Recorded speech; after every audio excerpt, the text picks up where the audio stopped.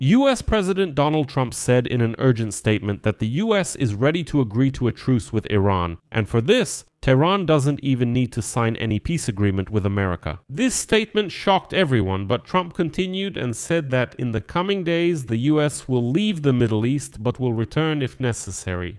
He also added that the ceasefire was supposedly requested by the Iranians themselves, with whom he claims to be holding direct negotiations. According to Donald Trump, even without a peace agreement, the US has already won, and Iran will simply fall apart on its own after this war. Although, let me remind you, Trump gave Iran 3 ultimatums and threatened to destroy it, but now he's simply ready to walk away. But something doesn't add up here, because at the same time, the United Arab Emirates announced that they are ready to start military action against Iran themselves to unblock the Strait of Hormuz.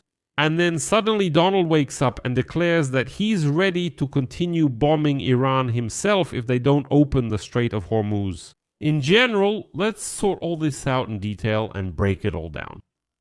I'm Alexei Pecci, let's discuss this together. But before we start this episode, as usual, I ask you to support the work of this YouTube channel with your donation or a sponsorship subscription using the links and details in the description of this video. I will be grateful for any support from you, and you can do this at the end of the episode if you find it interesting and useful for you. In addition, subscribe to my Telegram channel Pecci News, the link to it is in the description of this video. So, the American President Donald Trump apparently got up on the wrong side of the bed today and suddenly stated that the US could end the war against Iran within 23 weeks even without signing a deal with Tehran. Quote, "We will do this very soon, and then they will start to fall rapidly. I think we will leave within 23 weeks because there is no reason for us to be involved in this. Is a diplomatic solution a necessary condition for ending military actions? No, they don't need to make any deal. But wait, what about a peace deal? How can you end a war without some kind of deal? Let me remind you why I'm so skeptical about this. On March 21, Donald Trump gives Iran 48 hours to open the Strait of Hormuz and sign a peace agreement.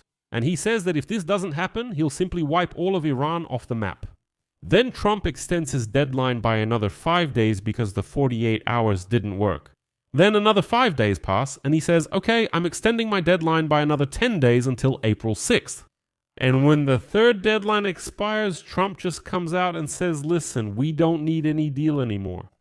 We don't need the Strait of Hormuz either. According to him, the US has already achieved the goals set before the start of airstrikes on Iran, and now they're just finishing the job. At the same time, he added that he did not intend to overthrow the current regime in the country, however, that's what happened anyway. Quote, "They had a regime change. Regime change was not among the goals I set. I had one goal. They will not have nuclear weapons, and that goal was achieved. What's happening with the Strait of Hormuz? We're not going to have anything to do with that. There's no reason for us to get involved. Other countries can take care of themselves if they want to get oil or gas from the Middle East." And in this situation, the United Arab Emirates announced that they are ready to launch military action on their own. They are persuading the US, European, and Asian countries to create a coalition to forcibly unblock the Strait of Hormuz by military means. And they are trying to pass a resolution through the UN Security Council that would support these actions. As a result, the Emirates could become the first Persian Gulf country to openly enter the war. And this reflects fundamental changes in their strategic position. Why is that? Because Tehran has long received financial support from Dubai, which is the commercial center of the United Arab Emirates. But now, in the Emirates, they believe that the Iranian regime sees the current conflict as existential and is ready to drag the entire global elite into the abyss with it. The Emirates have a relatively small but modern naval fleet and are ready to deploy it in an operation against Iran. The Emirates are now urging the US to continue military actions and to occupy the islands in the strait, including Abu Musa Island, which is the farthest island from the Iranian coast, located at the exit from the Strait of Hormuz into the Persian Gulf. Well, I should note that the Emirates have long had claims to this island, and if I'm not mistaken, Iran occupied Abu Musa Island and 2 adjacent small islands in 1971. And since then, the Emirates have considered these territories to be occupied.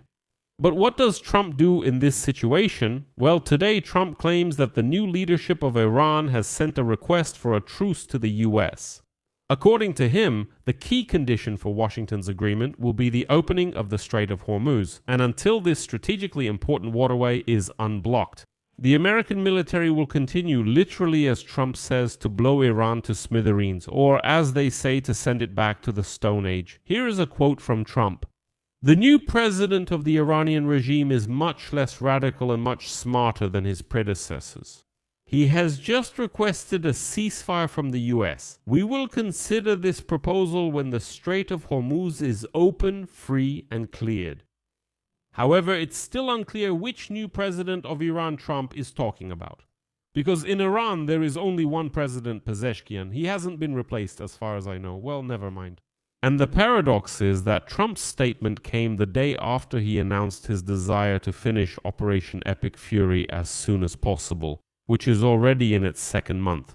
As we have already found out, the day before he said that the war could be over within the next few weeks without signing a deal with Tehran.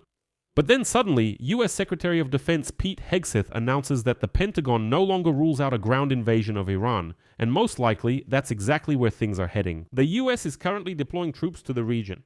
Meanwhile, futures on US stock indexes are rising today thanks to signals from US President Donald Trump about the possibility of an early end to the war in the Middle East. The day before, amid a wave of optimism, Wall Street had its best session in almost a year. Oil, on the other hand, as you know, went down, returning to levels below $100 per barrel, and this is exactly the goal of all these contradictory statements by Donald Trump. I'll leave it at that. Share your opinions and conclusions in the comments below this episode. Subscribe to the channel, hit the bell, and don't forget to like. If you want to support the work of this YouTube channel, I would appreciate it. You can do this using the links and details in the description of this video. There are different platforms there. Buy me a coffee, Patreon, PayPal, bank details, cryptocurrencies, and YouTube sponsorship. Choose any option that is convenient for you. I will be grateful for your support. That's all for now. Take care of yourselves. Goodbye, everyone.